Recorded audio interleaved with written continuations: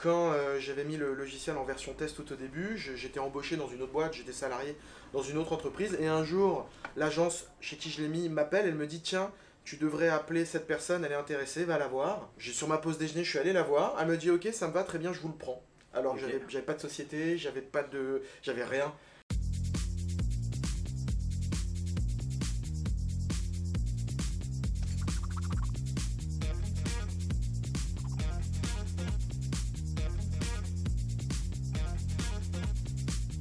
Bonjour à tous, bienvenue dans cette nouvelle vidéo Immobilier 2.0. Donc je suis toujours Vincent Le Camus et aujourd'hui je suis avec Anthony Tayeb. Enchanté. Salut Anthony, comment tu vas? Salut Vincent, ça va très très bien, merci. Alors je sais que beaucoup de gens te connaissent, mais a priori pas tout le monde. Voilà. J'espère qu'il y a des gens de la vidéo qui ne te connaîtront pas et donc c'est peut-être l'occasion de te présenter, de nous dire un petit peu ce que tu fais et de présenter ta société. Ouais, bien sûr. Donc moi je suis le fondateur de la société Biat et on est expert dans la digitalisation des agents immobiliers et on propose donc des produits et des services informatiques autour de ça, autour de cette problématique. Est-ce que tu as des exemples de produits que tu proposes? Bien sûr, donc principalement notre produit phare c'est le logiciel de transaction qui accompagne l'agent immobilier dans son activité au quotidien. On a aussi une web agency pour créer les sites internet toujours de ces mêmes professionnels. Et on a aussi le volet cloud consulting et intelligence artificielle où là on a d'autres produits. On en parlera peut-être un petit peu plus tard. Mais... Ouais, on va rentrer dans le détail, on va juste clarifier quelque chose tout de Hmm. suite. Cloud consulting. Cloud consulting, donc on conseille nos clients sur la mise en place d'outils cloud pour leur bureautique. Donc tout ce qui est email, agenda, drive partagé tout simplement. Nous on est revendeur partenaire Google de la solution G Suite Entreprise. Ok. Donc on les conseille sur la mise en place et on effectue la mise en Donc place. tous les outils informatiques en fait qui sont hébergés Sur le cloud, ouais. sur le cloud, c'est nuageux tout ça. Et l'idée mais, c'est d'envoyer, de propulser l'agent immobilier dans les nuages, ouais, exactement. Ok, très bien. Ouais, c'est une belle punchline. Peut-être. C'est quoi le slogan de Biat? Alors, le logiciel simple et efficace, Ok. puisque c'est vrai que c'est notre produit phare, donc on a tourné le slogan autour de ça. Et c'est vrai qu'on essaye dans tous nos produits d'avoir toujours cette logique simple et efficace. Voilà. Ok. Donc aujourd'hui, tu as plusieurs produits. Tu me disais tout à l'heure, hors caméra, que ça fait 10 ans. Tu as lancé ça en 2009 du coup? C'est ça, ouais, c'est ça. C'est moi qui ai développé la première version du logiciel et Ok. j'ai commencé en 2009, ouais, c'est ça, à écrire la première ligne de code. C'est marrant parce que je pense que je t'ai découvert bien après ça. Je pense, ouais. Alors pour la petite histoire, nous on s'est lancé en 2009 aussi, donc on a le Ouais. même âge, Immobilier 2.0 D'accord. et Biat. Ok. Ça nous fait un point commun. Mais c'est vrai que la première fois que je t'ai découvert, ça me fait penser à ça. J'étais à mon bureau, j'étais tout seul ce jour-là. Ouais. Et je vois une information, le premier logiciel qui est compatible avec les Google Apps. Et à l'époque, autant te dire que c'était pas le cas des logiciels et que l'ouverture sur les Google Apps était pas encore folle. Et je me souviens que j'ai pris mon téléphone ce jour-là. Et c'est la seule fois où j'ai fait ça dans ma vie. Et je me suis dit, tiens, je vais les appeler pour savoir ce qu'il en est. Et je me demande si je t'ai pas eu directement au téléphone. C'est très possible. C'est très possible. Ça devait être en 2013, je pense, Ouais, ou c'est ça. Dans 2014. ces eaux-là. Et effectivement, à l'époque, on avait lancé une fonctionnalité qui permettait de synchroniser. Alors aujourd'hui, ça paraît basique, hein, mais de synchroniser les contacts, les emails, les documents avec la suite Google Apps, qui aujourd'hui s'appelle G Suite. Ouais. Et voilà, et c'est vrai que c'est là-dessus que tu m'avais appelé. Ouais. Ouais, c'est intéressant de. Enfin, je sais pas quelle est l'évolution du logiciel, on en parlera un petit peu, mais j'avais beaucoup aimé cette idée d'ouverture. Comment toi, tu as eu l'idée à un moment M de dire tiens, je vais me lancer dans un logiciel immobilier, d'où ça vient, d'où c'est venu cette envie de. Alors, le logiciel immobilier, moi j'ai grandi dans le milieu de l'immobilier, parce que je suis fils de marchand de biens. Voilà, mon papa, depuis que je suis tout petit, était là-dedans. Il travaillait avec énormément de professionnels de l'immobilier et d'agences immobilières. Donc vraiment, et moi je le suivais, je voyais ce qu'il faisait, toujours dans les chantiers, les travaux. Il achetait, il revendait, il commercialisait avec les agences. Donc vraiment, j'ai baigné dans ce milieu-là, disons toute ma vie. Mais j'ai toujours eu un background technique et j'ai toujours adoré l'informatique. Donc moi je suis de formation ingénieur, j'ai fait une école d'ingénieur informatique. Et un jour j'ai voulu entreprendre. Donc je voulais créer un logiciel et c'était pour moi une évidence que ça soit un logiciel d'immobilier. Voilà. Parce que je n'ai jamais été agent immobilier moi-même, mais j'adorais ce milieu. Donc c'est comme ça à la base que je me suis lancé là-dedans, en 2009 donc, et je connaissais par mes contacts une agence qui n'avait pas de logiciel, qui travaillait sur une feuille Excel, et j'ai fait un deal avec lui, c'était une agence à Paris. J'ai fait un deal avec lui et je lui ai dit voilà, j'ai une version test, tu le testes, tu me dis ce qui va pas, et en contrepartie, une fois qu'on aura arrangé tout ça, eh ben je te l'offre. Mais comment... Ah, ça c'est une vraie question que j'ai. Qu'est-ce que tu développes au moment où tu dis je vais me lancer dans un logiciel pour une agence immobilière? T'as pas fait de l'immobilier. Tu connais mais tu comprends plus ou moins quels sont les tenants et les aboutissants du métier. Tu développes quoi? C'est ça. Alors, en fait, et c'est peut-être ça qui a fait la réussite du logiciel, c'est que j'ai pas voulu voir ce que faisait la concurrence pour dire tiens, il faut faire une fonctionnalité de ci, une fonctionnalité de ça. Je l'ai fait suivant ce qui me semblait être du bon sens pour ce métier-là. Et quand j'ai sorti une première version, évidemment, elle était incomplète au niveau des fonctionnalités par rapport à d'autres concurrents, mais les fonctionnalités de base étaient beaucoup plus fluides et beaucoup plus simples à utiliser que tous les autres logiciels du marché. Et c'est ça qui a plu tout de suite. Mais du coup, tu as fait un endroit pour rentrer les clients, un endroit pour rentrer les biens immobiliers, faire matcher les deux, joue avec ça. Tu peux faire un logiciel, exactement. En gros l'idée c'est ça. Et puis après, évidemment, avec les retours clients, évidemment, il faut que les retours soient pertinents, mais tu te dis, bon, ok, lui, il a besoin de ça, effectivement, ça peut servir à tout le monde, faisons-le. Donc c'est comme ça que tu fais évoluer, on va dire, le logiciel au fur et à mesure des années, et que tu deviens à la fin vraiment un standard. Le piège, c'est de vouloir faire plaisir à tout le monde. Il faut vraiment faire la distinction entre une demande pertinente pour tout le monde et une demande qui est subjective juste pour une personne, donc là, il vaut mieux ne pas le faire. Voilà. Comment tu passes de un mec à qui t'as filé ta solution gratuitement, ta solution gratuitement, pardon, à un deuxième client? Et bah, c'est pas, à l'époque en tout cas, c'était pas moi, c'était le client lui-même qui avait fait le travail. Parce que ce qu'il y a de bien chez les agents immobiliers, c'est qu'ils travaillent souvent en une sorte de partenariat, ils font des délégations de mandat entre eux. L'intercabinet. Ils font de l'intercabinet, donc sur un même quartier, ils se connaissent pas tous, mais ils se connaissent. Donc ça va très très vite, le bouche-à-oreille va très très vite. Et quand quelqu'un est content de quelque chose, il le dit. Et de fait, il dit ah bah tiens, il y a un tel, il cherche aussi, tu devrais l'appeler. Ou alors inversement, la personne m'appelle et me dit voilà, je vous appelle de la part d'eux. Donc en fait, au début, tout simplement, par bouche-à-oreille. Ça s'est fait par bouche-à-oreille et je vais même, pour être très honnête, quand j'avais mis le logiciel en version test tout au début, j'étais embauché dans une autre boîte, j'étais salarié dans une autre entreprise et un jour, l'agence chez qui je l'ai mis m'appelle, elle me dit tiens, tu devrais appeler cette personne, elle est intéressée, va la voir. Sur ma pause déjeuner, je suis allé la voir, elle me dit ok, ça me va très bien, je vous le prends. Alors j'avais pas de société, j'avais rien.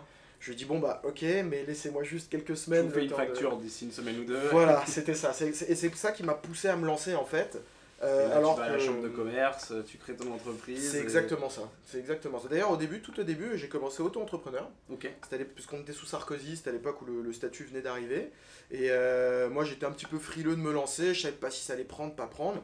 Donc j'ai commencé sous ce statut-là et ça a pris très vite en fait. Donc je regrette pas du tout. Combien de temps t'es resté tout seul? Au début, on va dire 2 ans. Ouais, presque 3 ans. À développer la solution, à faire le commercial. Voilà, c'est ça. Au début, vraiment tout. Commercial, service après-vente, hotline. Voilà, faut être tu devais dormir peu, quoi. Ouais, je devais dormir peu, mais quand on fait quelque chose qui nous passionne, on le sent, on compte pas nos heures, on le sent pas, on le fait par plaisir. Donc vraiment, je l'ai pas c'est pas une période de ma vie que j'ai mal vécu du tout. Vraiment, aujourd'hui, je me remémore tout ça. Vraiment, c'est que des bons souvenirs. Donc vraiment, ça, tu dois apprendre énormément. C'est un moment où tu apprends énormément, tu es au contact de plein de gens. C'est ça en fait. Et d'ailleurs au début, moi j'avais la compétence pour développer un logiciel, mais j'avais pas la compétence pour créer des sites internet. C'est pas les mêmes technologies.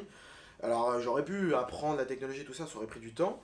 Et très vite les clients me disent ok, le logiciel est bien, mais moi je veux aussi qu'on change mon site internet ou je veux un nouveau site internet. Ouais, et toi tu es le technicien. Et moi je me voyais pas leur dire non aussi, je me voyais pas refuser une vente non plus, parce que quand même faut vendre. Et donc du coup au début, très facilement on sous-traitait en fait. Sauf que le résultat ne me plaisait pas. J'étais pas satisfait, je savais qu'on pouvait faire mieux, que voilà. Donc en fait très vite on a ouvert la branche création de site, puisque quelque part finalement ça va un peu ensemble.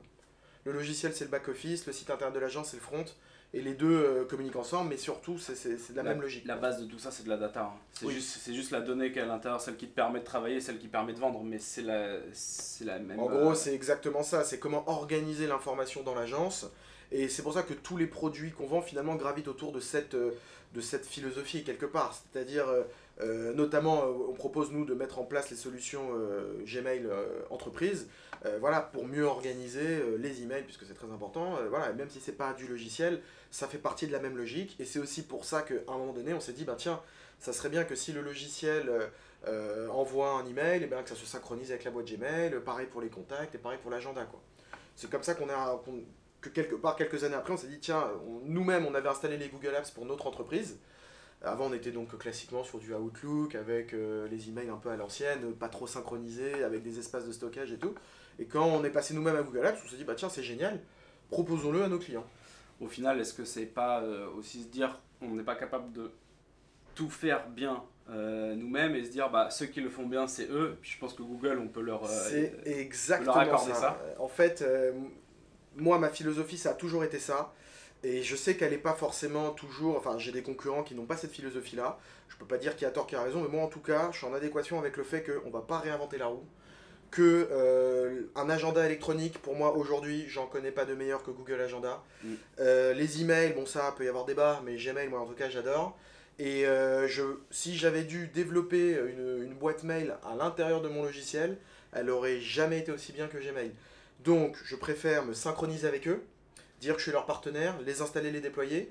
Surtout de l'autre côté, quand on va arriver sur une nouvelle agence qui a déjà ses habitudes, qui travaille déjà sur ce genre d'outils, bah au moins elle ne change pas, elle n'a pas besoin de changer d'agenda, de changer de... Voilà. Et dire voilà, nous, la boîte mail, l'agenda, on ne sait pas faire, enfin, on ne fera jamais aussi bien qu'eux, faisons-le chez eux et on synchronise avec. Puis un autre truc qui est intéressant, c'est qu'au final, quand tu mets ton gestionnaire de contact chez Google, bon, il est chez Google. Google est malgré tout ce qu'on peut dire assez ouvert, c'est hyper facile de tout récupérer, de tout mettre ailleurs hyper simplement. La valeur d'une agence immobilière, aujourd'hui, c'est ses contacts.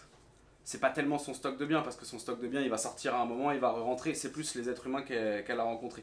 Ce qui veut dire qu'aujourd'hui, quand quelqu'un prend ton logiciel, il est capable d'en changer en un claquement de doigts, parce que tout est synchronisé sur Google. Alors, il y a tout un tas d'informations qu'ils aimeraient pouvoir réassocier forcément, mais malgré tout, ça reste assez ouvert et il récupère tous ses contacts. En fait, ça va même beaucoup plus loin que ça. C'est le fait qu'on synchronise nos contacts avec le référentiel contact Google, fait que derrière, on s'ouvre sur le monde, puisque Google, de l'autre côté, s'interface lui-même avec une multitude d'applications.